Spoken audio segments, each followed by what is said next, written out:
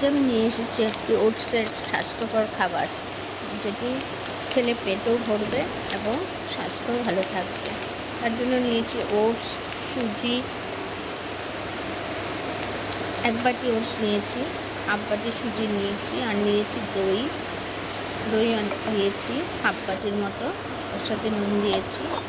নুন দিয়ে এটাকে জল দিয়ে ভালো করে গুলে নিয়ে ব্যাটারটা দিয়ে একটা রুটির মতো আকার করে নিলাম। তার উপরে একটু পেঁয়াজ, একটু আদা কুচি, একটু রসুন কুচি আর টমেটো কুচি দিয়ে এটাকে ভালো করে সেঁকে নিলাম। দেখুন, এইভাবে করে নেবেন।